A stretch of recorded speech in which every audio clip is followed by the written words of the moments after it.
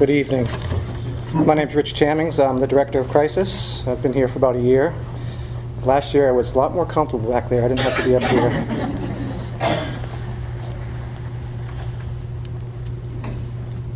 These actually don't do anything. I was just hoping they'd make me look smart. Is it working? My daughter said, "Give up, Dad. It's not working." She said, "Don't tell any jokes because the only thing funny about you is the way you look and the way you smell." So I have the honor to speak about crisis and stable units tonight, or CSUs. It will be easier for me to say. One of the many quality services that Crisis and Counseling provides. I'll be brief for your sake and mine, and we'll talk about some pertinent numbers, our staff, the consumers we serve, and the services we provide. Our annual report kind of stole my shine because it describes our crisis stabilization units very well. So I'll just do it in overview, and please refer to that for the details. Crisis and Counseling has been providing CSU services since 1991, starting in our Skowhegan office. Over the past 23 years, we have expanded to 3 adult units, 1 in Augusta, 1 in Waterville, and 1 in Skowhegan, for a total of 8 beds there. We also now have a children's and adolescent unit in Winslow called Halifax House that has 5 beds. From July 2012 to June 2013, we served 739 unduplicated consumers. 538 were adults and 200 were children or adolescents, with an age range of 6 to 86. We had a total of 3,466 bed days with an average length of stay of 4.5 days. The CSUs account for just over 28% of our annual budget. While these numbers are important because they speak to need and the hard work we do, and to justify the funding we get from our funding sources, which makes our CFO happy sometimes, depending on those numbers, they really don't speak to our dedicated staff, the individuality of our consumers, and the quality service we provide. We have over 35 professionally credentialed, hard-working staff from a variety of work and education backgrounds. They diligently provide 24/7 coverage to all 4 sites, and often drive in snow, sleet, and rain. Kevin, you are not our favorite person this winter. Unfortunately, I don't get to see them in action as much as I would like to. They might think it's fortunate that I do. But I do have the privilege to be one of several staff that provides their weekly supervision. During those supervisions, I have been impressed by their inquisitive nature, the willingness to learn and to improve the clinical skills, their caring, non-judgmental, client-centered approach, and their can-do attitude, even while being vicariously exposed to trauma, pain, and struggle. Our RTLs, our team leads, help with the day-to-day clinical and administrative operations, provide in-the-moment supervision and training, have on-call duties, and take presentations and questions anytime, day or night, which greatly reduces the barriers to admission.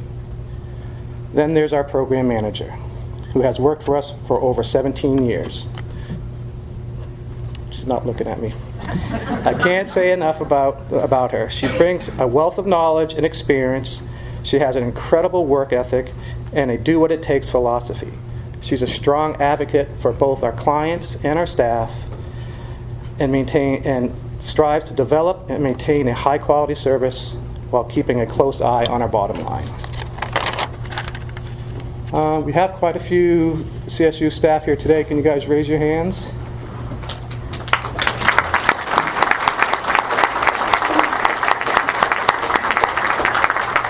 They're an awesome group, and I do applaud the hard work they do. They really work very hard and are a great team. Who are the consumers we serve?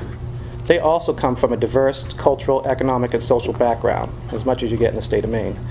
They can be living with chronic and persistent mental illness, substance abuse, directly or indirectly, anxiety, depression, trauma, grief, loss, domestic violence, family dysfunction, and bullying. And sometimes they're experiencing more than one at a time. What they do have in common is that they're coming to us in crisis, and that their symptoms are impacting their functioning. They're in pain and need our support. The courage they show as they struggle with their symptoms and still manage to press on is inspiring and helps me keep my life in perspective. What we offer. The CSUs are an integral part of our crisis service. They provide an important level of care that is different from what hospitals, community providers, and families can provide.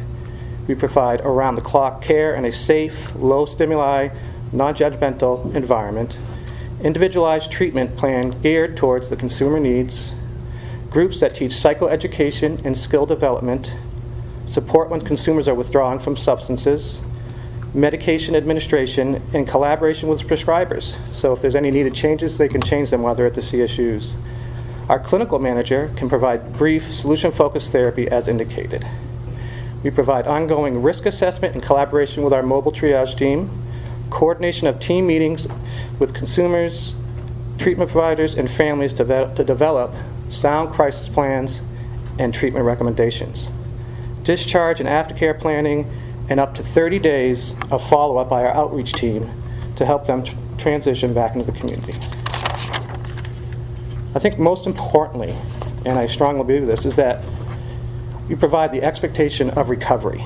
I strongly feel that when you expect and believe in recovery for all of our consumers, it provides the hope that our consumers need to move forward. Within this recovery philosophy, we also promote independence to help our consumers to learn how to help themselves. When it comes down to it, we are all the same. Some have more barriers than others, and we do need to recognize that.